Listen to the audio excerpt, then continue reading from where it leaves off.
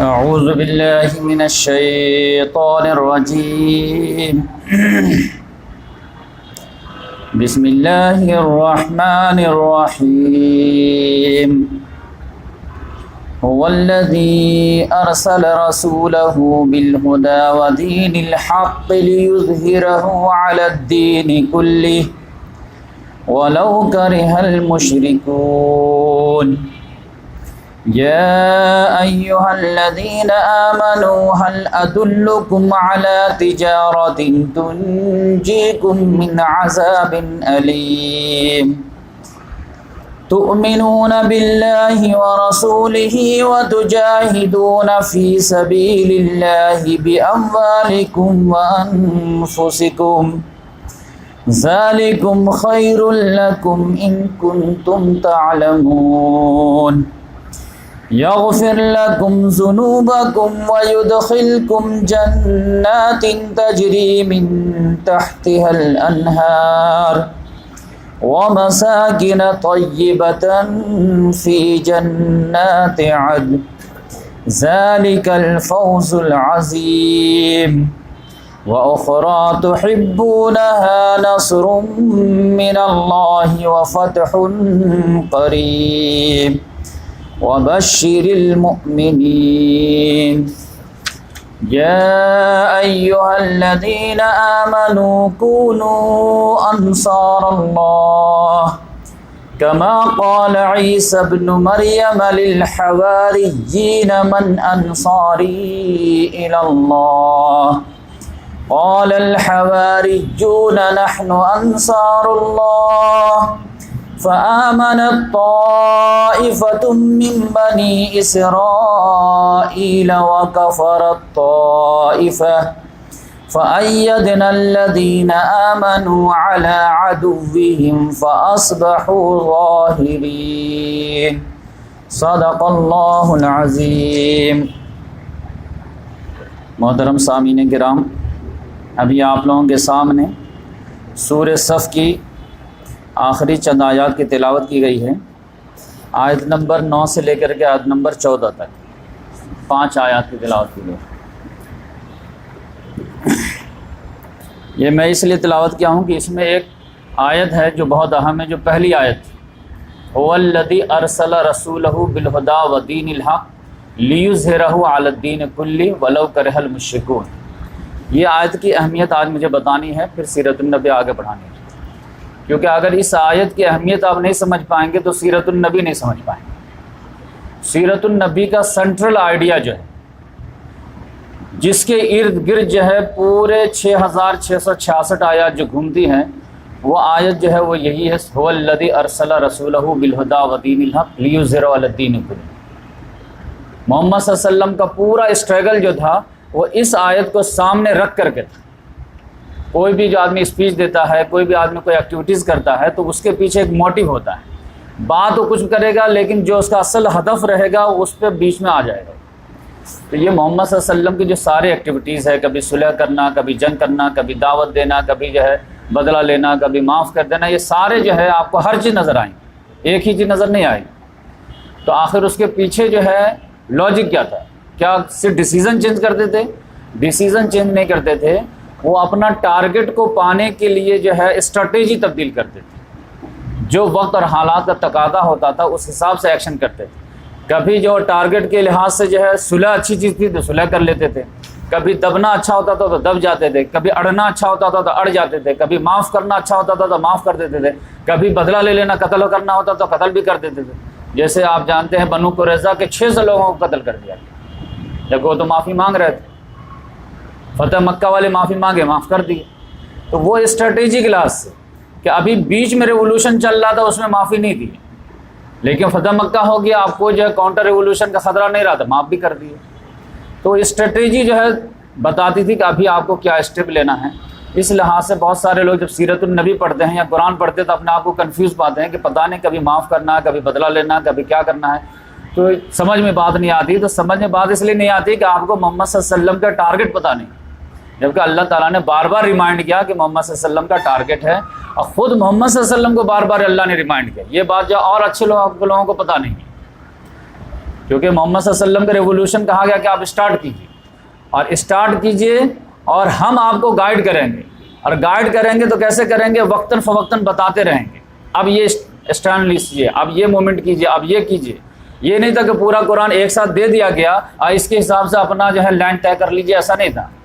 جو وقت اور حالات کا تقاضا ہوگا وہ ہم نازل کریں گے، اس کے مطابق آپ کو گائیڈ دیں گے۔ تو اس میں آپ سمجھ جائیے کہ یہ هو الذی ارسل رسولہ بالہدیٰ جو تھا، تو وہی اللہ ہے جس نے اپنے رسول کو بھیجا الہدیٰ کے ساتھ، ٹوٹل گائیڈنس کے ساتھ، اور ودین الحق، اور ایک نظام زندگی کے ساتھ، لیظہرہ علی الدین کلہ، تاکہ اس کو تمام باطل دینوں پر غالب کیا جائے، ولو کرہ المشرکون ولو کرہ الکافرون، کافروں کو پسند ہو ناپسند ہو، اس کی پسند ناپسند نہیں دیکھی جائے گی۔ تو اب یہ سمجھ جائیے کہ اس آیت کی اہمیت کیا ہے، اس سے ٹارگٹ پتہ چل گیا کہ اللہ تبارک و تعالیٰ نے جو ہدایت دیا ٹوٹل، یہ قرآن مجید جو ہے یا دین حق جو دیا گیا ہے، تو یہ اللہ تبارک و تعالیٰ نے دیا کہ اس کو زمین پہ اتارنا ہے۔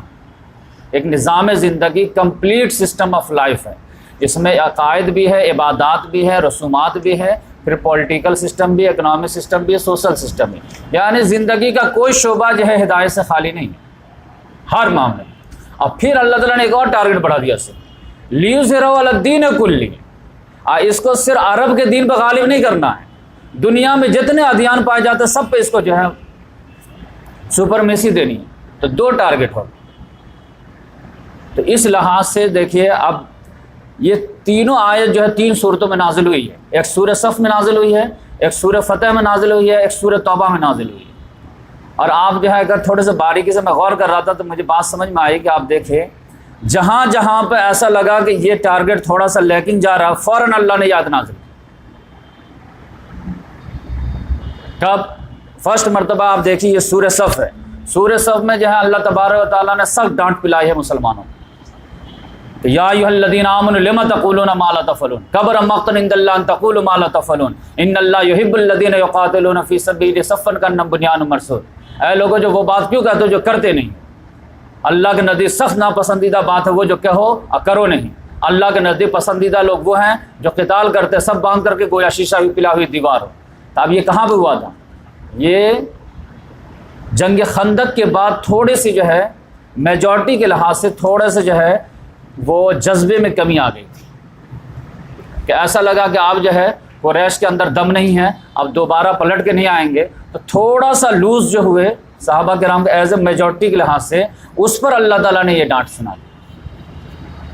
جو آپ جو دیکھیں گے کہ اس کے بعد جو ہے محمد صلی اللہ علیہ وسلم ایک غزوہ لے کر گئے تھے ذات السلاسل میں، تو اس میں حضرت عائشہ رضی اللہ تعالیٰ عنہ پہ الزام بھی لگا، پھر وہ جو بھی ہوا تھا عبداللہ بن ابی نے جو کہا کہ جو ہے عزت دار جو ذلیلوں کے نکال باہر کریں گے، جو میں آپ کو پوری اسٹوری سنایا، تو اس کے بعد جو ہے وہ تھوڑے سے جو ہے جذبے میں صحابہ کرام کی تھوڑی سی کمی آئی، جس کے بیس پر اللہ تعالیٰ نے سورہ صف نازل کر دی۔ سبح للہ ما فی السماوات و ما فی الارض، آسمان و زمین کا ہر چیز اللہ کی تسبیح بیان کر رہی ہے، اللہ کی گن گا رہی ہے۔ تو آپ بھی کر رہے ہو تو کوئی تیر نہیں مار دے رہا، آپ اپنے لیول کے حساب سے کر کے بتاؤ کہ چرند پرند ہر چیز اللہ کی تسبیح بیان کر رہی ہے، اور تم اللہ کی بڑائی کو نافذ کر کے ہی بتاؤ۔ تم اشرف المخلوقات ہو، جس کے رتبے سوا اس کے سوا مشکل ہے۔ تم بھی تسبیح کرو وہ بھی تسبیح کرے، تو تمہارے میں پرندے میں فرق کیا رہا؟ سمندر کی مچھلیاں بھی اللہ کی تسبیح کر رہے، تم بھی اللہ کی تسبیح کرو، تو فرق کیا رہا؟ تم اسپیشل ہو تو اسپیشل کام کر کے بتاؤ۔ اسپیشل کام کیا ہے؟ وَرَبَّكَ فَكَبِّرْ، اللہ کی کبریائی کو بلند کر کے بتاؤ۔ تو یہ جو ہے تھوڑے سے جو ہے کمی آ گئی تھی اس جذبے میں، جنون میں، تو اللہ تبارک و تعالیٰ نے یہ نازل کر دیا کہ ارے تم لوگ جو ہے ٹھنڈے کیسے پڑ گئے، سست کیسے پڑ گئے، آپسی میں جو ہے ٹینشن کیسے لینے لگے؟ یہاں تو تمہارا ٹارگٹ کیا ہے؟ هو الذی ارسل رسولہ بالہدیٰ ودین الحق لیظہرہ علی الدین کلہ، وہ اللہ ہے جس نے اپنے رسول کو بھیجا ہدایت کے ساتھ، نظام زندگی کے ساتھ، تاکہ اس کو غالب کرے۔ ابھی غالب کا خالی دشمن جو ہے تھوڑا سا ہمت ہارا ہے، لہٰذا کھڑے ہو جاؤ، ٹائٹ ہو جاؤ۔ اور جب تک دین غالب نہیں ہوتا، ابھی تو مکہ باقی ہی ہے، ابھی تو دشمن ہمت ہار کر کے خالی کیا ہے، لیکن جو ہے فتح تو نہیں ہے، جزیرے نما عرب پر دین چھایا تو نہیں ہے، لہٰذا کیسے سست پڑ گئے، کیسے آرام کے لیے بیٹھ گئے، کیسے نرم بستر کی تلاش کرنے لگے، کیسے آپس میں جھگڑنے لگے؟ لہٰذا اللہ تعالیٰ نے یہ آیت نازل کر کے جگایا سب لوگ، نہیں پھر ٹائٹ رہو، جیسے بدر میں تھے، احد میں تھے، ویسے ایک دم چاک چوبند رہو۔ جب تک یہ ٹارگٹ اچیو نہیں ہوتا تب تک تمہارا مشن کمپلیٹ نہیں ہوتا۔ تو پھر سب لوگ تیار ہو گئے، اور اس کے بعد جیسے تیار ہوا اللہ تعالیٰ نے ایک ایگزام لیا۔ ایگزام کب لیا؟ کہ ایک خواب اللہ کے رسول کو دکھا دیا اللہ تعالیٰ نے، اور وہ خواب کیا دیکھے کہ ہم جو ہے صحابہ کرام کے ساتھ جو ہے طواف کر رہے ہیں، عمرہ کر رہے ہیں، اب دشمن کے کچھار میں جا کر کے جو ہے آپ یہ کر رہے ہیں، لہذا کون چلے گا میرے ساتھ؟ تو آپ دیکھیے کہ کتنے لوگ تھے، لیکن صرف 1400 لوگ تیار ہوئے، کیونکہ مکے میں جا کر کے کرنا مکے والوں کو چیلنج کرنے کے مترادف تھا۔ لیکن اللہ تبارک و تعالیٰ نے وہاں پہ کامیابی دیا کہ ٹھیک ہے وہ عمرہ نہیں کر پائے، لیکن ایک نو وار پیکٹ ہو گیا، سیز فائر ہو گیا 10 سال کے لیے۔ 10 سال کے لیے کم سے کم جو ہے قریش جو ہے گھٹنے ٹیک دیا کہ ہم ٹیبل پہ بیٹھنے کے لیے تیار ہیں، بولو نیگوشیٹ کرتے ہیں۔ تو اس کو اللہ تبارک و تعالیٰ نے جیسے ہی جو ہے مسلمان تو سمجھ رہے تھے کہ یہ ہار والا جو ٹریٹی ہوئی ہے، لیکن اللہ تعالیٰ نے کہا نہیں، انا فتحنا لک فتحا مبینا، ہم نے تو تم کو عظیم فتح دیا کہ تمہارا سب سے آرک رائیول جو تھا وہ ٹیبل پہ بیٹھ گیا تمہارے سے معاہدہ کرنے کے لیے۔ اب تم کو کیا بڑی کامیابی چاہیے؟ اب تو جو چھوٹے موٹے دشمن ہے اس کو آرام سے تم ٹیکل کر سکتے ہو، پھر یہ کبھی جو ہے وعدہ کے خلافی کریں گے، اس کو نپٹ لو گے آپ۔ تو اس لحاظ سے وہ بہت بڑی کامیابی اللہ تعالیٰ نے دیا۔ اس کامیابی کے بعد تھوڑے سے مسلمان ٹھنڈے پڑ گئے کہ اب کیا ہے کہ جو قریش جو ہمارا سب سے خطرناک تھا وہ جو ہے 10 سال کے لیے نو وار پیکٹ ہو گیا ہے، تو اب عیش کی زندگی گزارو، آپ کا بہت دن ہو گئے کام کرتے کرتے، تھوڑا سا ریلیکس ہوتے، تھوڑا سا جیسے ریلیکس ہوئے سورہ فتح میں پھر اللہ تعالیٰ نے یہ آیت نازل کر دیا۔ ریلیکس کہاں؟ مشن پورا کہاں ہوا؟ ابھی تو دشمن خالی ٹیبل پہ بیٹھا، دشمن ختم کہاں ہوا؟ دین غالب کہاں ہوا؟ پھر دیکھیے سورہ فتح میں اللہ تعالیٰ نے نازل کیا کہ نہیں کیا؟ آیت نمبر جو ہے 28، هو الذی ارسل رسولہ بالہدی ودین الحق لیظہرہ علی الدین کلہ ولو کرہ المشرکون۔ وہی اللہ ہے جس نے اپنے رسول کو بھیجا ٹوٹل ہدایت کے ساتھ اور نظام زندگی کے ساتھ، کیوں؟ تاکہ اس کو غالب کیا جائے، تاکہ اس کو نافذ کیا جائے، تاکہ اس کو زمین پہ اتارا جائے۔ اور کفا باللہ شہیدا، اللہ گواہی کے لیے کافی ہے، مدد کے لیے کافی ہے۔ اللہ کوئی مدد نہ کرے اللہ مدد کرے گا۔ تو اللہ تعالیٰ نے پھر جو ہے جہاں تھوڑا سا نرم پڑے وہاں پہ پھر جذبہ دلا دے، کیونکہ یہ جو ہے مشن جو ہے نظر کے سامنے رہے گی، آپ جو ہے لیزی نہیں ہو، مشن پیچھے جائے گا، آپ جو ہے جذبہ آپ کا ختم ہو جائے۔ پھر اللہ صحابہ کرام میں جذبہ آ گیا اس آیت کی وجہ سے۔ پھر لوگ نہیں، ابھی تو ٹارگیٹ پورا نہیں ہوا ہے، ابھی ٹھیک ہے وہ تو کامیابی ملی ہے، لیکن ابھی وار تو ختم نہیں ہوا، مشن تو پورا نہیں ہوا۔ فتح مکہ ہو گیا 8 میں، 8 مکہ فتح ہوا، پھر صحابہ کرام کو لگا کہ اب جو ہے جزیرہ نما عرب پہ اسلام چھا گیا ہے، اب آرام کرو۔ پھر اللہ تعالیٰ نے سورۃ توبہ میں نازل کر دیا، هو الذی ارسل رسولہ بالہدی ودین الحق لیظہرہ علی الدین کلہ ولو کرہ المشرکون۔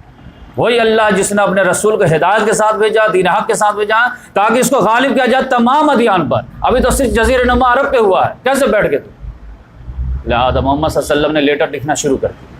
اب پھر انٹرنیشنل لیول پہ چیلنج جو ہے، آپ دیکھیے جو چینل کھل گیا، اور محمد صلی اللہ علیہ وسلم اپنی لائف میں انٹرنیشنل لیول پہ جو ہے مہم لے کے گئے تھے تبوک میں 9 ہجری میں، اور ہرقل سے جو سب سے بڑا سپر پاور تھا اس کو چیلنج کر کے آئے تھے 20 روز۔ تو اب یہ آپ سمجھ جائیے کہ هو الذی ارسل رسولہ کی کتنی اہمیت ہے۔ آپ کبھی غور بھی تو کیا کیجئے کہ کس سورے کے اندر یہ آئی ہے۔ ایسے الٹپ رہتا تو مکی سورے میں بھی اللہ نازل کر دیتا، لیکن آپ دیکھیں جہاں جہاں تھوڑا سا جو ہے ایسا لگا کہ سائے آف ریلیف لینے لگے، اب تھوڑا بہت دن کام کر لیے، تھوڑا سا آرام کرتے ہیں، اللہ تعالیٰ نے فوراً چنگاری ڈالی۔ کیسے آرام کرنا؟ ابھی مشن پورا نہیں ہوا، مشن پورا نہیں ہوا، مشن پورا نہیں ہوا۔ محمد صلی اللہ علیہ وسلم کے آخری سال میں جس روز انتقال کرنے والے تھے، اس روز اس سال جو ہے تبوک گئے، جا کے آئے۔ تبوک جانا معمولی بات نہیں ہے، 30,000 کا لشکر کو جو کمپین کرنا اور 50 روز تک جا کر کے آنا، اور اس دھوپ میں جا کے آنا معمولی بات نہیں تھی۔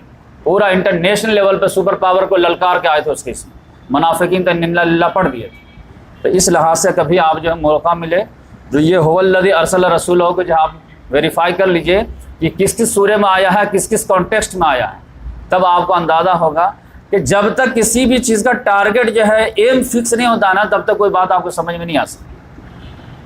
ہر چیز جو ہے وہ ٹارگٹ کے ارد گرد گھومتی ہے۔ تو اس لحاظ سے یہ محمد صلی اللہ علیہ وسلم کو جو سب سے کلائمیکس ٹارگٹ تو اللہ تعالیٰ نے جو دیا تھا وہ سورہ حدید میں دیا تھا، لقد ارسلنا رسلنا بالبینات وانزلنا معهم الکتاب والمیزان لیقوم الناس بالقسط۔ ہم نے کتاب اتارے، میزان اتارے، رسول اتارے، سارے اتارے۔ کیوں اتارے؟ تاکہ دنیا میں عدل و قسط قائم۔ کس کے ذریعے قائم ہو؟ اللہ تعالیٰ کے فرما بردار بندوں کے ذریعے۔ اور اگر دنیا میں عدل و قسط قائم نہیں ہے تو کون مجرم؟ خلیفہ اللہ تعالیٰ نے کسی کو بنایا، اب پریکٹیکل میں خلافت آپ نے کسی کے حوالے کر دی۔ تو یہ اصل مسئلہ ہے کہ دین کو سمجھنے کا جو ہے، آپ سمجھیے کہ دین قرآن کا کچھ اور ہے اور ہمارے جو ہے سماج کا کچھ اور ہے۔ اللہ تبارک و تعالیٰ کے ہم کو جو جواب دینا پڑے گا وہ قرآن کے اکارڈنگ دینا پڑے گا، علماء کرام کے اکارڈنگ نہیں دینا پڑے گا۔ اب تو میڈیا پہ باتیں آنے لگی کہ بھائی علماء کرام کا اسلام اور ہے، قرآن کا اسلام اور ہے۔ تو اس لحاظ سے جو ہے مسجد میں جو ہے جب ابھی بات چل رہی تھی کہ مندروں میں عورتوں کو جانے دیا جائے، تو اسی میں سوال یہ بھی اٹھا کہ مسجدوں میں عورت کو بھی نہیں جانے دی جاتی ہے، تو بار بار علماء کو ڈیفینس کیسے کرنا پڑا کہ بھائی یہاں کا اسلام اور ہے، سعودی کا اسلام اور ہے، ہمارے مین اسلام میں عورتوں کو پابندی نہیں ہے مسجد میں جانے میں۔ تو غیر مسلم کے کان کھڑے ہو گئے بھائی انڈیا کا اسلام اور ہے کیا؟ تو وہاں پہ تو مسجد کی ماننی پڑی۔ تو ہر جگہ جو ہے آپ قرآن حدیث کے مطابق آپ جب دیکھیں گے تو آپ دیکھیں گے کہ صحابہ کرام بھی نماز پڑھتے تھے، روزہ رکھتے تھے، حج کرتے تھے، زکوٰۃ دیتے تھے، ہر کچھ کرتے تھے، لیکن تھوڑی سی کبھی اس دین کے اقامت میں کمی آ جاتی تھی تو اللہ تعالیٰ کی طرف سے ڈانٹ آ جاتی تھی۔ تو صحابہ کرام کو جب اللہ تعالیٰ ڈانٹ دیتے تھے تو ہم اور آپ کس کھیت کے مولی؟ ہم سوچتے کہ ہم نماز پڑھ لیے تو ہم تیر مار دیا، اور جو ہے 2 روپیہ کسی کو دے دیے تو تیر مار دیے، اور دین جو ہے بیک ٹو ورس کی طرف جا رہا ہے، مغلوبیت چھائی جا رہی ہے، ہم سمجھ رہے ہیں کہ دین غالب ہو رہا ہے۔ تو یہ آپ سمجھیے کہ یہ بہت بڑا جرم ہو رہا ہے۔ تو اس لحاظ سے جو ہے میں سوچا کہ یہ هو الذی ارسل رسولہ جو ہے میں آپ کو سمجھا دوں تاکہ آپ کو بات جو سمجھ میں آ جائے کہ دین کا اصل ٹارگیٹ ہے کہ وہ زمین پہ اترے اور اپنے ہاتھ میں جو ہے کنٹرول لے خلافت کا، اور پھر دین کے لحاظ سے دنیا چلے تاکہ زیادہ زیادہ بندے جو ہے وہ اللہ کے فرما بردار بندے بن سکے اور آخرت میں وہ عذاب سے بچ سکے۔ اب سیرت النبی کے پروگرام میں ہم جو پہنچے تھے وہ صلح حدیبیہ تک پہنچے تھے۔ اسی آیت کے تحت محمد صلی اللہ علیہ وسلم جو سورہ فتح میں ہی آخر میں آ گئی تھی، لاسٹ بنوات آیت ہے یہ، هو الذی ارسل رسول، 29 آیت ہے ٹوٹل سورہ فتح میں، 28ویں نمبر کی آیت تھی۔ اسی میں یہ اللہ تعالیٰ نے پھر یاد دلا دے هو الذی ارسل رسولہ بالہدی ودین الحق لیظہرہ علی الدین کلہ، آپ پورے کائنات کے لیے آئے ہیں، لہذا محمد صلی اللہ علیہ وسلم نے لیٹر لکھنا شروع کیا۔ تو لیٹر پبلک کو نہیں لکھے، جنتا کو نہیں لکھے، جنتا کے اوپر جو قابض تھے ان کو لکھے، صرف بادشاہوں کو لکھے، اور وہ بھی بادشاہ جو بڑے بڑے بادشاہ تھے ان کو لکھے۔ تو بہت سارے بادشاہ کے لکھے، لیکن 5 بادشاہ کی طرف سے جو کچھ نہ کچھ جو ہے رسپانس آیا، تو وہ انشاءاللہ میں آپ کے سامنے رکھتا ہوں تاکہ آپ کو بات سمجھ میں آ جائے۔ تو محمد صلی اللہ علیہ وسلم جو ہے لیٹر لکھنا شروع کیے، کیونکہ یہ آیت آ گئی تھی کہ پورا انٹرنیشنل آپ جو ہے تمام دنیا میں جو رسول آئے ہیں وہ اپنے اپنے ایریا کے لیے آئے ہیں، اپنے اپنے قوم کے لیے آئے ہیں، اپنے اپنے ٹائم کے لیے آئے ہیں، لیکن آپ سب کے لیے آئے ہیں، پوری دنیا کے لیے آئے ہیں، اور جو ہے قیامت تک کے لیے آئے ہیں، لہذا آپ کی دعوت سب کو جانی چاہیے۔ لیکن جو ہارڈ ہے ان سے شروع کرے، بادشاہ مان گیا تو سارے مان جائیں گے، اور اگر پبلک مان جائے بادشاہ نہ مانے تو بادشاہ جو ماننے نہیں دے گا۔ لہذا محمد صلی اللہ علیہ وسلم نے کہا کہ لاؤ میں ایک لیٹر لکھتا ہوں اور سب کو اب دعوت دیتا ہوں، اور انشاءاللہ جو ہے صلح ہو ہی گئی ہے، تو مکہ فتح ہونے میں اور جزیرہ نما عرب فتح ہونے میں زیادہ ٹائم نہیں لگے گا، لہذا اب انٹرنیشنل چینل بھی میں کھول دیتا ہوں اور دین کو اب ایکسپورٹ کرنا ہے۔ تو محمد صلی اللہ علیہ وسلم جیسے لیٹر لکھنے لگے تو ایک صحابی نے آ کے کہا کہ یا رسول اللہ، بادشاہوں کا ایک دستور ہے کہ وہ کوئی بھی لیٹر کو اٹینڈ ہی نہیں کرتے ہیں جب تک کہ میں اس میں کوئی جو ہے مہر وغیرہ نہ لگی ہوں، ایسے کامن آدمی کو وہ لیٹر جو ہاتھ ہی نہیں لگاتے، تو ایک مہر بنوائیے آپ، اور مہر مار کر کے جو ہے بھیجیے، تب جو ہے بادشاہ لیٹر کو اٹینڈ کرے گا، پڑھے گا، پھر رسپانس دے گا۔ تو محمد صلی اللہ علیہ وسلم نے ایک چاندی کی انگوٹھی بنوائے اور اس میں جو ہے محمد رسول اللہ لکھے، محمد نیچے، پھر رسول اوپر، پھر اللہ اوپر، تو ایسے محمد رسول اللہ جو ہے پتھر میں لکھوائے، اور پھر اس کو مہر کے طور پر جو استعمال کرتے تھے، اور پھر جو ہے وہاں سے لیٹر شروع ہوا۔ تو سب سے پہلے جو ہے لیٹر بھیجے ان کے پاس، حبشہ کا جو بادشاہ تھا اسحمہ نجاشی، اس کے پاس لیٹر بھیجے، تو وہ جو ہے الحمدللہ بہت پازیٹیو رسپانس دیا، اور بلکہ جو ہے کرسی سے اتر کر کے جو ہے اس نے نام مبارک کو آنکھ سے بھی لگایا اور قبول بھی کیا، اور حضرت جعفر رضی اللہ تعالیٰ عنہ وغیرہ بھی وہیں تھے، تو ان کو بلا کر کے ان کے ہاتھ پہ بیعت بھی کیا، اور پھر ان کو محمد صلی اللہ علیہ وسلم نے لیٹر میں یہ بھی لکھ دیے تھے کہ اگر میری بات سمجھ میں آ جائے تو پھر میرے جو کزن وغیرہ ہیں وہاں پہ جو بہت پہلے آئے ہوئے تھے تمہارے یہاں، تو ان لوگوں کو واپس کر دو، اب ہمارے اچھے دن آ گئے۔ تو اس نے جو ہے کشتی میں جو ہے روانہ کر دیا حضرت جو ہے جعفر رضی اللہ تعالیٰ عنہ وغیرہ کو، اور پھر لیڈیز وغیرہ کو دوسری کشتی میں روانہ کر۔ حضرت جعفر رضی اللہ تعالیٰ عنہ ڈائریکٹ جو ہے خیبر پہنچے، اور عورتیں بچے جو دوسری کشتی میں تھی وہ اتر کر کے پھر مدینہ آ گئے تھے۔ محمد صلی اللہ علیہ وسلم کو جعفر کو دیکھ کے اتنی خوشی آئی، بولے کہ میں سمجھ نہیں پا رہا ہوں کہ خیبر کی مجھے زیادہ خوشی ہے جعفر کی زیادہ خوشی، اتنا زیادہ جو ہے ان پہ۔ اور یہی اسما نجاشی تھا جو پھر 9 ہجری میں جب محمد صلی اللہ علیہ وسلم تبوک سے واپس آئے ہیں تو رجب میں اس کا انتقال ہو گیا ہے۔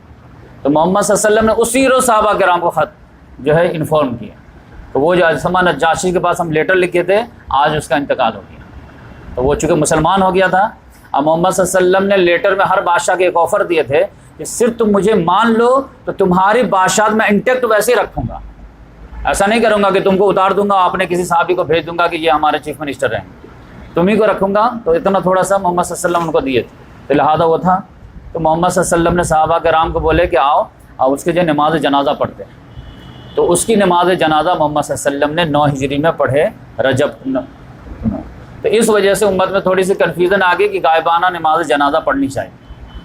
تو یہ بات سمجھ لیجیے کہ غائبانہ نماز جنازہ جو ہے مناسب نہیں ہے، لیکن حدیث میں تو ہے کہ وہ اسما نجاشی کے محمد صلی اللہ علیہ وسلم پڑھے ہیں، تو جب پڑھے ہیں تو جائز ہونی چاہیے۔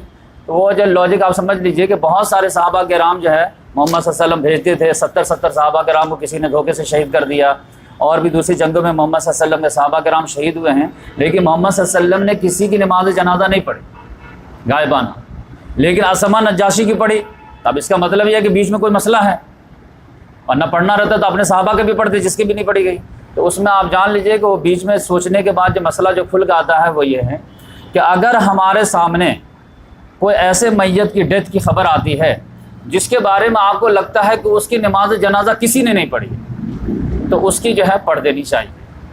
لیکن اگر کسی کے بارے میں یہ پتا ہو کہ ہاں وہ چائنا میں مر گیا یا شام میں مر گیا یا عراق میں مر گیا، لیکن وہاں پر لوگوں نے نماز جنازہ اس کو پڑھ کر کے دفنا دیے ہیں، تو پھر اس کی نماز جنازہ غائبانہ پڑھنے کی ضرورت نہیں ہے، ورنہ یہ خواہ مخواہ کا ایشو کریٹ ہو جائے گا۔ ہر فیملی چاہے گی کہ ہمارا بچہ ادھر مرا ہے تو سب لوگ جو ہے پڑھے نماز، تو ایک جو ہے پورا جو ہے ملک میں نماز جنازہ ہی شروع رہے گا، کیونکہ ہر جگہ کوئی نہ کوئی انتقال کر ہی رہا ہے۔ تو اس لحاظ سے آپ سمجھیے کہ محمد صلی اللہ علیہ وسلم لائف میں صرف ایک غائبانہ نماز جنازہ پڑھے ہیں، تو اس کا مطلب یہ ہے کہ محمد صلی اللہ علیہ وسلم کو پتہ تھا کہ اسما نجاشی کی نماز جنازہ کسی نے نہیں پڑھی ہے، تو لہذا ہم پڑھ دیتے ہیں۔ بقیہ جس کے بارے میں معلوم ہے کہ کچھ لوگوں نے پڑھ دی ہے تو پھر وہ اللہ کے حوالے۔ تو اس لحاظ سے جو ہے ان کا رسپانس اچھا آیا اور محمد صلی اللہ علیہ وسلم اس مشن میں کامیاب۔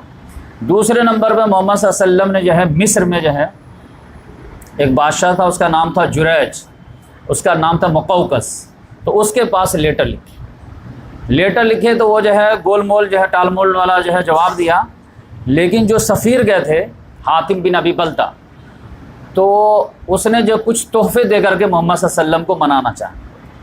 اب محمد صلی اللہ علیہ وسلم کا لیٹر کا انداز یہ رہتا تھا کہ محمد بن بسم اللہ الرحمن الرحیم اوپر لکھتے تھے، محمد بن عبداللہ یا محمد رسول اللہ کے جانب سے ہرقل کے نام، کسریٰ کے نام، کیسر کے نام ایسے لکھتے تھے۔ تو پہلے نام اپنا لکھتے تھے، بعد میں جو ہے اس کا لکھتے تھے، پھر لکھتے تھے سلام علی من اتبع الہدی، اس پر سلامتی ہو جو ہدایت کی پیروی کرے، اور پھر یہ بات بتاتے تھے تم کو معلوم ہونا چاہیے کہ اللہ نے مجھے رسول بنایا ہے، اب میری حکومت تمہاری حکومت تک پہنچ کے رہے گی، لہذا تم جو ہے مان لو مجھے تو عافیت میں رہو گے، ورنہ پھر جو ہے تم تیار ہو۔ تو وہ میسج میں رہتا تھا۔ تو بہت سارے بادشاہ جو ہے پازیٹیو بھی رسپانس دیے، بہت سارے نگیٹو بھی دیا، بہت سارے بیچ والا بھی دیا۔ تو یہ جو ہے بیچ والا دیا، مصر کا جو بادشاہ تھا، اس نے سوچا کہ ان کو ٹھنڈا کرتے ہیں کیسے، تحفے میں کچھ بھیج دیتے ہیں، تو کچھ کپڑے وغیرہ بھیجے، ایک گدھا جو خچر بھیجا جس کا نام دلدل تھا، اور پھر 2 جو ہے باندی کو بھیجا جو بہت خوبصورت تھی اور بہت اچھے گھرانے کی تھی، تو وہ تحفے میں بھیجا۔ ان کا نام تھا ماریہ قبطیہ، ایک کا نام تھا سیرین۔ تو ماریہ قبطیہ کو محمد صلی اللہ علیہ وسلم نے اپنے لیے پسند کیا، اور سیرین جو خاتون تھی اس کو حسان بن ثابت رضی اللہ تعالیٰ عنہ کو۔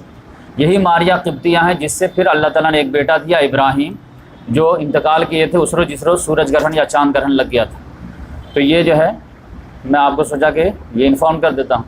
اس کے بعد تیسرا لیٹر جو لکھے ہیں محمد صلی اللہ علیہ وسلم، وہ کسریٰ کے نام لکھے۔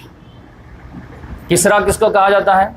دیکھیے، کیسر کسریٰ، ایران کا پرانا نام فارس تھا، فارس کا جو بھی بادشاہ بنتا تھا اس کا لقب ہوتا تھا کسریٰ، اور روم کے بادشاہ کا جو بھی بادشاہ ہوتا تھا وہ لقب جو ہوتا تھا اس کا ہوتا تھا کیسر۔ جیسے مصر کا جو بھی بادشاہ ہوتا تھا اس کا لقب ہوتا تھا فرعون، اور حبشہ کا جو بھی بادشاہ ہوتا تھا اس کا لقب ہوتا تھا نجاشی. جیسے انڈیا میں جو بھی ہائی لیول پہ ہوگا اس کو پرائم منسٹر بولا جائے گا, امریکہ میں جو ہوگا اس کو پریسیڈنٹ بولا جائے گا, جرمنی میں جو ہوگا اس کو جو ہے چانسلر بولا جائے گا, سعودی میں جو ہوگا اس کو خادم الحرمین شریفین بولا جائے گا. تو اس لحاظ سے ہر جگہ کا اپنا بادشاہ کا نام تو الگ ہوتا ہے, لیکن ایک لقب دیا جاتا ہے جس سے لوگ اس کو مخاطب کرتے ہیں. تو یہ جو ہے کسریٰ جو ہے یہ ایران کا بادشاہ کا لقب تھا, اور قیصر جو تھا وہ روم کے بادشاہ کا لقب تھا. تو یہاں پر لیٹر لے کر کے گئے, ان کا نام جو تھا دہیہ کلبی رضی اللہ تعالیٰ, وہ گئے ہیں تو لیٹر دیے ہیں. لیٹر دینے کے بعد جب اس نے لیٹر کا پڑھو اس کو کیا ہے, تو یہ فارس جو تھے, فارس اور روم یہ دونوں سپر پاور تھے اور آپس میں جنگ ہمیشہ لڑتے رہتے تھے. عرب والے کو تو بالکل بے وقوف سمجھتے تھے, لہٰذا یہ سپریورٹی کے کمپلیکس کے شکار رہتے تھے ہمیشہ. محمد صلی اللہ علیہ وسلم کا لیٹر جیسے ہی پڑھا ہے کہ محمد بن عبداللہ کی طرف سے کسریٰ کے نام, ویسے ہی پورا خط پڑھا بھی نہیں ہے, غصے کا آگ بگولا ہو گیا. کہا میرا غلام ہو کر کے مجھ سے پہلے اپنا نام لکھتا ہے, اس کی یہ جرت. اللہ آدھا خط لیا, پھاڑ پھوڑ کے پھینک. تو اب جو دہیہ کلبی رضی اللہ تعالیٰ عنہ جو تھے ان کو بہت تکلیف ہوئی, محمد صلی اللہ علیہ وسلم کا خط کیسے پھاڑ دیا, لیکن وہ اکیلے تھے, میسنجر تھے, سفیر تھے, کر کے آ سکتے تھے. لہذا بہت دل جو ہے مسل کر کے رہ گیا. وہ آئے محمد صلی اللہ علیہ وسلم کو شکایت کی. محمد صلی اللہ علیہ وسلم نے کہا تم جو ہے دل برداشتہ نہ ہو, تم ٹینشن مت لو, اس نے میرا خط نہیں پھاڑا, اس نے اپنی سلطنت کے ٹکڑے کیے ہیں. اور کیا سمجھتا ہے, لیکن وہ آدمی جو خط پھاڑ کر کے ہی بس نہیں کیا, غصہ اپنا نکالا کیسا, اس نے فوراً لیٹر لکھا کس کو, یمن کے گورنر کو. یمن اس کے انڈر میں تھا اس کو, اور وہ یمن کے گورنر جو اس کا نام تھا بازان, بازان کو بولا کہ یہ کون ہے عرب میں, کون آیا ہے محمد نام کا آدمی صلی اللہ علیہ وسلم. کہا اس کو 2 آدمی کو بھیجو, پکڑ کے لاؤ ہمارے پاس. اپنا نام میرے نام سے پہلے لکھ دیا, مجھ کو جو ہے ڈکٹیٹ کرا رہا ہے کہ جو ہے تم میری حکومت کو مان لو, پکڑ کے لاؤ. تو اس کو وہ بازان کو بھی بات سمجھ میں نہیں آیا, 2 آدمی کو بھیج بھی دیا کہ جا پکڑ کے لے آؤ عرب والے کی. وہ آیا 2 آدمی, وہ بھی کانفیڈنس میں, کون ہے محمد, ہاں یہ ہے, چلیے بھائی آپ کو بلائیں. کہا کہاں, کہا ارے آپ لیٹر لکھے ہیں, آپ کی یہ ہمت, چلیے بلا رہے بادشاہ سلامت. محمد صلی اللہ علیہ وسلم نے کہا اچھا ٹھیک ہے, کل میں تم کو جواب دیتا ہوں کہ مجھے جانا ہے یا نہیں جانا. کہاں چلیے, اب آپ کو معلوم نہیں بادشاہ کتنا غصہ والا ہے. کہاں ٹھیک ہے کل بتاتا ہوں نا تم. کل جو ہے محمد صلی اللہ علیہ وسلم کہا کہ ٹھیک ہے بتا. رات میں معاملہ کیا ہوا کہ ایران میں اور فارس میں جو ہے, فارس میں اور روم میں ہمیشہ جنگ چلتی رہتی تھی. تو روم والے جو ہے اٹیک پہ اٹیک کرتے چلے جا رہے تھے اسی دن جو ہے, اور یہاں تک کہ ایسا لگ رہا تھا کہ پورا فارس کو ختم کر دیں گے روم والے. تو اس میں جو ہے جو خسرو پرویز جو نام تھا کسریٰ کا, اس کی غلطی تھی, تو اس کا بیٹا کو غصہ آ گیا کہ ہمارا باپ جو ہے پورا سلطنت کو ختم کر دے گا. لہذا اس میں رات میں اٹھا اور اپنے باپ کو ہی قتل کر دیا. اسی کی وجہ سے جو ہے معاملہ خراب ہوا. جیسے اکھلیش یادو جو پریشان ہے ملائم سنگھ سے, اسی کی وجہ سے جو ہے معاملہ اتنا سنبھالنا پڑتا. تو اس نے جو اپنے بیٹے باپ کو ہی قتل کر دیا, اب پھر حکومت اپنے ہاتھ میں لے لیا. اب پھر جو ہے پھر جو روم کا جو بادشاہ تھا اس کو کسی طرح ڈیفینس اچھی طرح کر لیا. تو صبح ہو کر کے آئے, وہ دونوں آئے ہوئے کہ چلیے. کہا کہاں جائیں, کہا چلیے خسرو پرویز کے پاس, کسریٰ کے پاس بلایا ہے اس نے, آپ گستاخی کیے ہیں. کہا وہ تو مر گیا. کہا رے ایسا ہو ہی نہیں سکتا. کہا رے وہ قتل ہو گیا. کیا بات کر, کہاں اس نے بیٹے نے اس کو قتل کر دیا. کہا ایسا ہو ہی نہیں سکتا. کہا ایسا ہوا ہے, جا پتہ کرو. وہ گیا پتہ کرنے کے لیے, تو واقعی میں جو خبر آئی ادھر سے جو ہے وہ شیروا نام تھا اس کا, اس کے بیٹے کا, اس نے خود لیٹر ایک لکھ دیا وہ بازان کے پاس کہ دیکھو میں نے اپنے باپ کو قتل کر دیا ہوں, اب میں کنٹرول میں آ گیا ہوں, تو اب تم میرے انڈر میں کام کرو گے. اور جو لیٹر جو ہے وہ عرب کے آدمی کو جو چھیڑے تھے نا, تو ان کو ایسے رہنے دو جب تک کوئی دوسرا ہم پرمیشن نہیں دیں.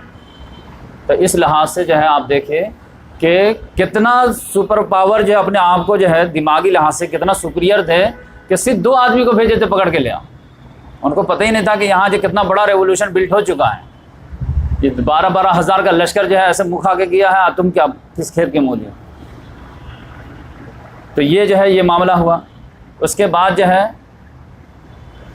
چوتھے نمبر پہ جو ہے محمد صلی اللہ علیہ وسلم نے ایک جو ہے عبداللہ بن حذیفہ رضی اللہ, ان کو بھیجے کہاں, روم کے بادشاہ کے پاس جو ہرقل نام تھا اس کا, اور اس کا لقب قیصر تھا. اس کے پاس بھیجے تو وہ ابھی جو ہے روم سے چھوڑ کر کے وہ بیت المقدس میں آیا ہوا تھا. تو بیت المقدس میں جو ہے لیٹر پڑھا محمد صلی اللہ علیہ وسلم کا, تو اس کے دل نے گواہی دے دیا کہ معاملہ کچھ ہے, لیکن وہ چاہتا تھا کہ میں پورے سلطنت کے ساتھ اسلام قبول کر لوں تاکہ جو لیٹر میں لکھا ہوا ہے کہ تم ہی بادشاہ رہ جاؤ گے. تو اس نے اس کے لیے جو ہے اپنے وزیروں کو جو ہے اپنے فیور میں لینے کے لیے اس نے ایک ترکیب کیا. ترکیب کیا کیا؟ کہا کہ دیکھو مارکیٹ میں شام میں کوئی جو ہے عرب کا قافلہ آیا ہے کیا؟ اگر کوئی قافلہ وغیرہ آیا ہے تو اس کو بلا کے لے کے آ. تو اس کے ہرکارے گئے اور پوچھے بھائی عرب کا کوئی آیا ہے کیا؟ تو ہاں پتہ چلا ہے. تو سب لوگ آؤ تم کو بادشاہ بلا رہے. تو ڈر بھی رہے تھے, خوشی بھی ہو رہی تھی کہ پتہ نہیں انعام ملے گا یا کچھ غلطی ہو گئی. تو ابو سفیان اس وقت جو گئے ہوئے تھے وہ مارکیٹنگ کرنے کے لیے, کیونکہ صلح حدیبیہ ہو چکی تھی تو پھر جو ہے تجارت ایک دم فریلی ہو رہی تھی. تو اس لحاظ سے جو ہے پورا عرب کا ایک قافلہ جو ہے 20-25 آدمی کا بلایا گیا. ہرقل جو ہے بادشاہ اپنے دربار میں تھا, اس نے جو ہے بلایا سب کو, کہا کہ تم میں سے سب سے زیادہ قریب اس آدمی کون ہے جو کلیم کرتا ہے کہ میں پروفٹ. تو ابو سفیان نے ہاتھ اٹھایا کہ میں. تو ہرقل نے کہا کہ اس کو آگے کرو, ادھر آؤ. اب وہ عربی تو جانتا نہیں تھا, کہا کہ تم یہاں کھڑے رہو, اب بقیہ تمہارے جو ہے ساتھی لوگ اس کو پیچھے کھڑا کر دو, ٹھیک ہے. اب پیچھے والے کہا کہ دیکھو تم لوگ یہ اس سے میں کچھ سوال کروں گا, اور اگر یہ صحیح جواب دے تو تم لوگ خاموش رہنا, اور اگر غلط بولے جھوٹ بولے تو تم لوگ ٹوک دینا. تو اس نے بڑی ترکیب ایجاد کی. اس کے بعد بولے کہ دیکھو اپنا جو ہے ترجمان کو لے کر کے آیا اور کہا کہ میں کچھ سوال کرتا ہوں, تم اس سے پوچھو اور پھر کیا جواب دیتا ہے. اب پیچھے والے تم لوگ تیار رہنا, غلطی رہے فوراً بول دینا, جھوٹ نہ بولے. تو اس لحاظ سے اس نے پہلا سوال کیا کہ اس کا نسب کیسا ہے جو تمہارے یہاں, تم رشتہ دار ہو نا؟ کہاں ہم رشتہ دار ہیں اس کے. تو اس کا نسب کیسا؟ کہا وہ جو پورے عرب میں سب سے اعلیٰ نسب ہے. ایک تو پورے عرب میں قریش سب سے اعلیٰ ہے, اور قریش میں اس کا خاندان بہت اعلیٰ ہے. تو اس نے کہا کہ اس سے پہلے اس نے اس کا دعویٰ کیا تھا کیا جوانی وانی میں؟ کہا نہیں, یہ فرسٹ مرتبہ اس کا دعویٰ ہے, فریش کلیم ہے اس کا. کہا اچھی بات. کہا اس کے باپ دادا میں کوئی بادشاہ گزرا ہے کیا؟ کہا نہیں, کوئی بادشاہ نہیں گزرا ہے, عزت دار گزرے ہیں لیکن بادشاہ نہیں گزرا ہے. کہا کہ اس کے دعوت کو لوگ رسپانس جو ہے غریب لوگ دے رہے ہیں یا امیر لوگ دے رہے ہیں؟ تو کہا کہ غریب لوگ دے رہے ہیں زیادہ, جو اتنے جو ہمارے غلام لوگ ہیں, غریب لوگ ہیں, وہ زیادہ رسپانس دے رہے ہیں. ابو سفیان نے سوچا کہ یہ ہمارا پازیٹیو کہیں بنے گا. پھر اس نے کہا کہ اچھا اس کے ماننے والے جو ہیں اس پہ تم لوگ ظلم کرتے ہو کہ نہیں؟ کہا ہاں کرتے ہیں. تو کوئی بھی جو ہے تمہارے تشدد سے اس کے دین سے پھر کے آیا کیا؟ ایک بھی آدمی توڑ پایا گیا اس کے؟ کہا نہیں, اس کے میں سے ایک بھی توڑ نہیں پایا. کہا کہ وہ جھوٹ کبھی بولا کیا تمہارا؟ تم لوگ تو پوری لائف گزارے ہو نا, 40 سال کی عمر میں جو ہے نبوت کلیم کیا ہے, اور ابھی جو ہے 40 سال کے بعد کیا 20 سال کے بعد وہ لیٹر لکھا ہے. تو تمہارے درمیان تو کم سے کم 50-60 سال گزار چکا ہے. تو اس نے کبھی تمہارا تجربہ ہے کہ وہ جھوٹ بولے ہوں ادھر دنیاوی معاملات میں, لین دین وغیرہ میں؟ کہا نہیں, جھوٹ کبھی نہیں بولا ہو. کہا اچھا وعدہ خلافی؟ کہا وعدہ خلافی بھی آج تک انہوں نے نہیں کیا ہے, لیکن ابھی ہمارا ایک معاہدہ ہوا ہے, اب مجھے 100% چانس ہے کہ اس بار وہ وعدہ خلافی کریں. تو ابو سفیان کہتے ہیں کہ زیادہ میں صرف جو ہے اتنا ایلیگیشن لگا سکا کیونکہ مجھے ڈر تھا پیچھے والے کا کہ میں سردار لیول کا آدمی ہوں, اور ان لوگوں نے اگر جو ہے کوئی جو ہے میں جھوٹ بولا اور یہ لوگ کہیں جھٹلا دیے ہم کو, تو پھر ہمارے تو سرداری گئی پانی. یعنی اگر اس نے پوچھا کہ کیا وہ جھوٹ بولا کبھی, اب میں بولتے ہاں بولا, یہ لوگ بولا نئے بادشاہ وہ کبھی جھوٹ نہیں بولتے, تو پھر ہمارے نہ یہاں عزت رہے گی نہ عرب میں عزت رہے گی. تو اس لحاظ سے یہ پیچھے والے کے ڈر سے جو ہے میں سچی بولنے پہ مجبور رہا. زیادہ نمک مرچ اگر لگا پایا تو وہی لگایا. تو اس نے جب کہا کہ کبھی وعدہ خلافی کیا گیا, تو ہم نے کہا کہ وعدہ خلافی آج تک تو نہیں کیا ہے, لیکن فیوچر میں چانس ہے کہ ایک بہت کریٹیکل ہم معاہدہ کیے ہیں, وہ لگتا ہے کہ وہ نہیں نبھا پائے. کہا اچھی بات.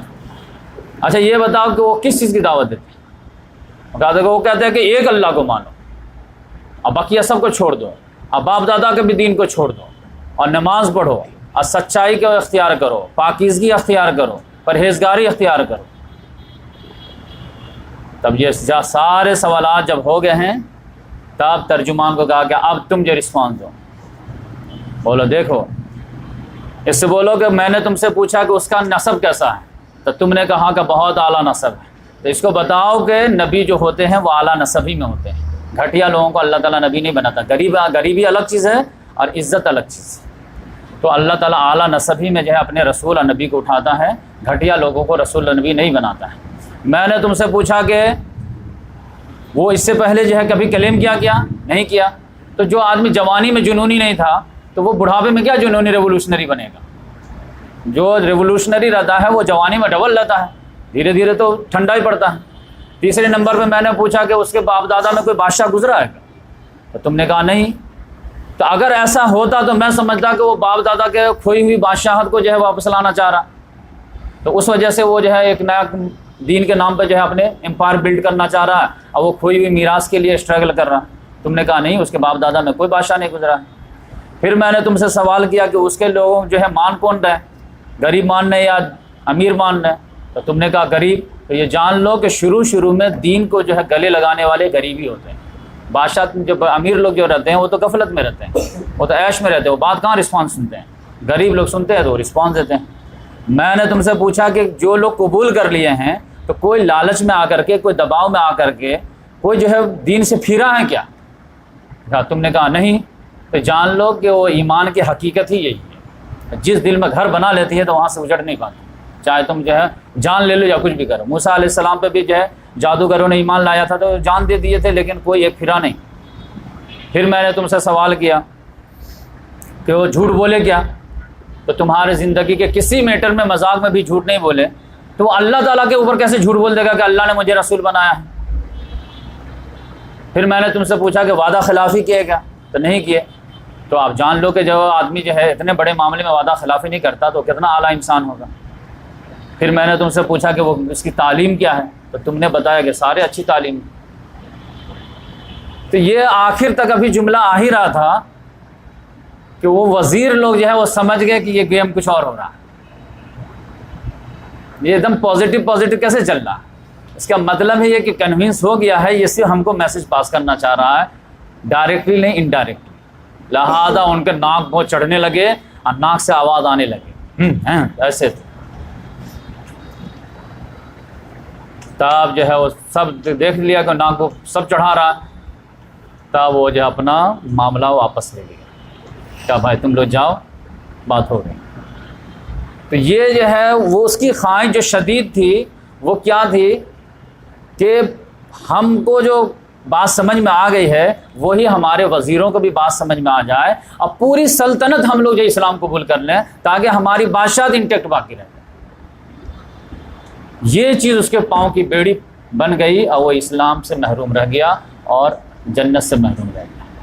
یہی وجہ کہ اس کو کتنی حقیقت تھی آپ سمجھ جائیے کہ غزوہ تبوک میں محمد صلی اللہ علیہ وسلم اس کو گھر تک جا کر کے للکارے ہیں، تبوک تک اس کی حکومت تھی، شام پہ پورے اس کی حکومت تھی، اور محمد صلی اللہ علیہ وسلم صرف جو ہے 30,000 کا لشکر لے کے گئے تھے، اور اس کے بعد 2 لاکھ کی فوج تھی۔ جبکہ اس سے پہلے آپ جانتے ہیں کہ غزوہ موتا میں آیا ہے، ٹکرایا ہے، 3 مین صحابہ کرام کو شہید بھی کیا ہے، حضرت زید بن حارثہ شہید ہوئے، حضرت جعفر طیار شہید ہوئے، عبداللہ بن رواحہ شہید ہوئے، اور غزوہ موتا کا بدلہ ہی لینے کے لیے محمد صلی اللہ علیہ وسلم گئے تھے، اور وہ 2 لاکھ کی فوج لے کر کے آ گیا کہ اچھا ٹھیک ہے آپ آ رہا تو ہم دیکھ کے ٹکراتے ہیں، تبوک میں ہم ٹکرا جائیں۔ لیکن جیسے اس کو پتا چلا ہے کہ کون لیڈ کون کر رہا ہے، کہا اس بار جو ہے کسی آدمی کو نہیں بھیجے ہیں، محمد خود آئیں، تو وہ پھر جو پیدرا دکھانے لگا، دایاں بایاں واپس نکل گیا۔ آج تک فلاسفی اور سیرت پڑھنے والا اس بات کا جواب نہیں دیا کہ ہرقل کے بعد 2 لاکھ کی فوج تھی، وہ 30 لاکھ کی فوج سے کیوں نہیں ٹکرایا، 20,000 یا 30,000 کیوں نہیں ٹکرایا؟ تو صرف اس بات پہ کہ اس کو معلوم ہو گیا تھا کہ یہ جو 20,000 کی فوج یا 30,000 کی فوج لے کر کے آئے ہیں، اس کو جو کمانڈ کر رہے ہیں وہ محمد صلی اللہ علیہ وسلم کر رہے ہیں، رسول کر رہے ہیں، اور رسول کو نہیں ہرایا جا سکتا۔ لہٰذا وہ سپر پاور ہونے کے باوجود یہ انسلٹ فیل کیا، لیکن وہ جان بچا کے نکل گیا۔ اور محمد صلی اللہ علیہ وسلم 1-2 دن نہیں، 30-20 دن تک وہاں پہ رہے۔ آؤ ہمت ہے تو 15 دن جانے میں لگے تھے، 15 دن آنے میں لگے تھے، 20 دن وہاں، 50 دن کا پورا جو سفر تھا۔ تو اس لحاظ سے آپ سمجھ جائیے کہ وہ جو ہے بادشاہت کے چکر میں، آپ بادشاہ بننے کے بعد کتنے دن جی پہ آیا ہوگا، لیکن اس کے قسمت میں جو ہے ایمان نہیں تھا، وہ جو ہے یہ محمد صلی اللہ علیہ وسلم بولے کہ دیکھو تم ایمان لے آؤ ورنہ جو ہے ہماری حکومت تمہارے قدموں تک پہنچ کے رہے گی۔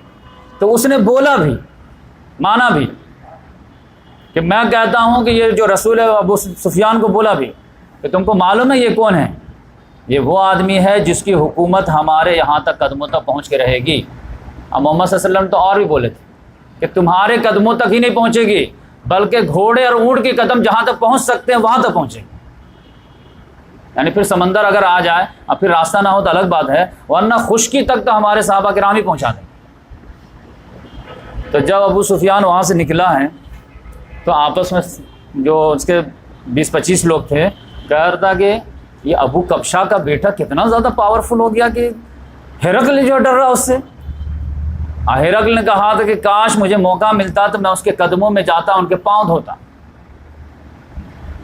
کہا یہ ابو کبشہ کا بیٹا۔ ابو کبشہ جو ہے حلیمہ سعدیہ کے شوہر کا جو ہے لقب تھا۔ کسی کو اگر جو ہے تعریف نہ کرنی ہو، گھٹیا الفاظ استعمال کرنے ہو، تو اس کے خاندان میں سے کوئی گھٹیا آدمی کا نام لے لو۔ تو وہ کہا کہ ابو کبشہ کا بیٹا کہ دیکھو رتبہ کتنا ہو گیا، ہم لوگ تو ایک دم لائٹلی لے رہے ہیں، لیکن یہاں تو پتہ چلا سپر پاور ہل رہا اس۔ تو اس طرح سے یہ چوتھا رسپانس ہوا۔ پانچواں جو ہوا جس کی وجہ سے غزوہ موتا ہو، وہ کیا ہوا؟ بلکہ اسی میں وہ ایڈ کرتے ہیں کہ یہ ہرقل نے جو ہے کچھ تحفے تحائف بھی دیے یہ عبداللہ بن حذیفہ رضی اللہ تعالیٰ عنہ کو، اور یہ لے کر کے آ رہے تھے تو وہ راستے میں جو ہے ایک قبیلے والے نے جو لوٹ لیا، تو وہ آ کر کے محمد صلی اللہ علیہ وسلم سے شکایت کیے، تو محمد صلی اللہ علیہ وسلم نے زید بن حارثہ کو 5 صحابہ کرام کے جمعیت دے کر کے بھیجے کہ جا کر اس کا دماغ ٹھیک کرو۔ تو جا کر کے پورا سارے کو دماغ ٹھیک کرو۔ اس کے بعد 5واں جو معاملہ ہوا وہ تھا ایک شہر ہے عراق میں بصرہ، ایک بصرہ شہر ہے، وہ تو حضرت عمر رضی اللہ بنوائے تھے، ایک بصرہ شہر پہلے سے تھا۔